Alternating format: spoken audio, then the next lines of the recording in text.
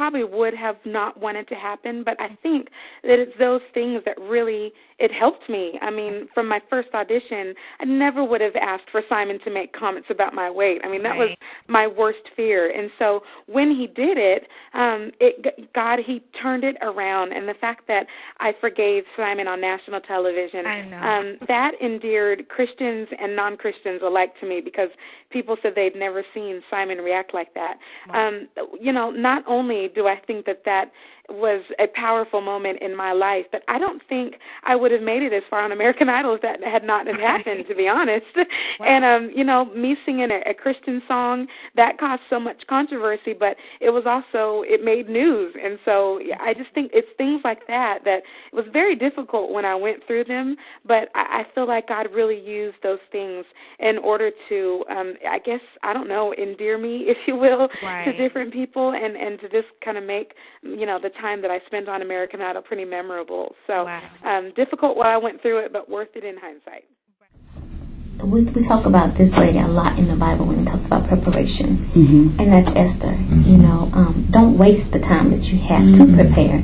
You know, find out what you wanted to do. For me, it was finishing my education, and it was becoming stable. It was, you know, I had 2 houses before I met him, you know, bought and sold. I had, you know, I was established for the most part, you know, and so I wasn't looking for somebody to complete, not even complete, but to help make me, you know. We were coming together to complement each other. And so I think that's the biggest thing. You have to know who you are and whose you are, and don't let, you know, what the naysayers, or, you know, because they're in the church too. You know, they're not just in the world, and you'll run into them. You know, they're smiling and they're laughing in your face, and then the next thing you know, they're tearing you down, either because it's something that you have that they want, or because they can't get what you have, you know, or they see you as a threat, you know. But the biggest thing is to stay focused and to just, you know, become established and know who you are. That's great. This is something that they won't say, but I'm going to tell you it's the truth. Okay. Men of God preach hard. We pour out to people. You feel me? Mm-hmm. We minister hard. Our lives are given to, we're like pitchers. We pour out to all these little bitty cups every week. And when we come home, we're empty. Okay.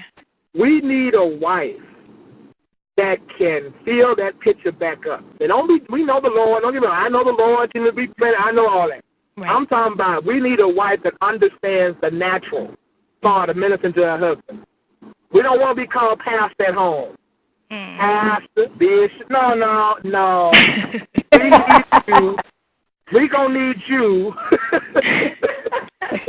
There you go. Right.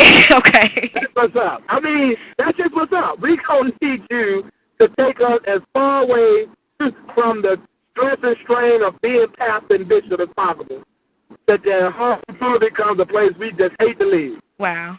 That's what's up. That's going to be number one. Every pastor who reads is going to say, preach, bishop.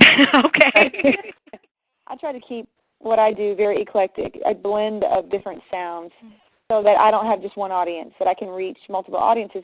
And I think that's due to what I like. I don't like just one style of music. I love, on certain days I want to hear country, and certain days I only want to hear R&B, or I only want to hear, you know, praise and worship, or every once in a while I love, believe it or not, a little punk rock. You know, my kids love a band called Family Force 5. They're the #1 CCM band right now, and they are as funky and crazy, and a band from Atlanta, and they mix R&B and they mix screaming and hip hop, and and they're all some white boys from Atlanta, you know. So, but you can't tell when you listen, and I love it. I just love sounds.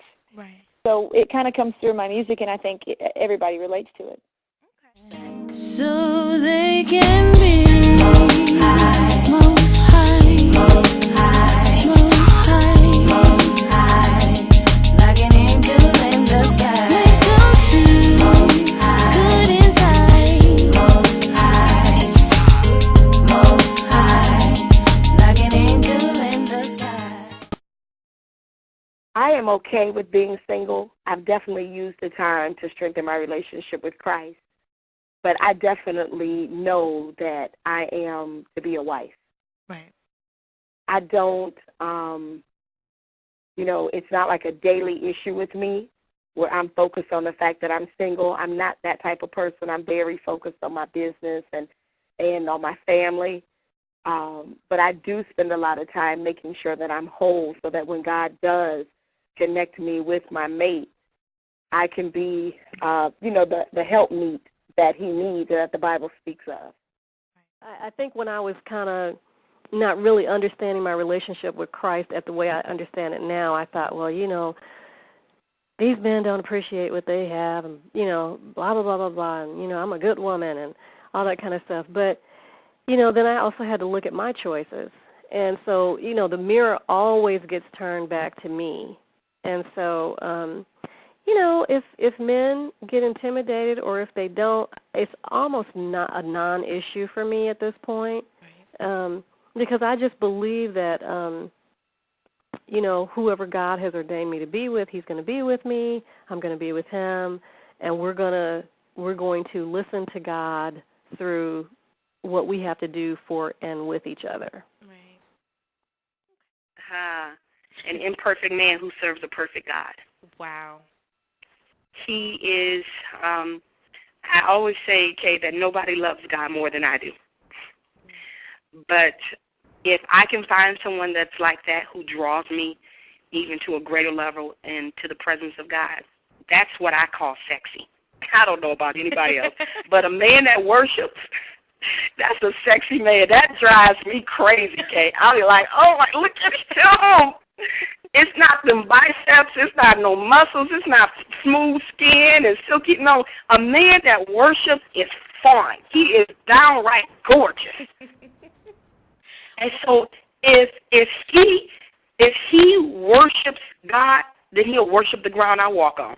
That's all I'm asking. Am I asking for too much, Kay? Not at all. I don't think I'm asking for too much.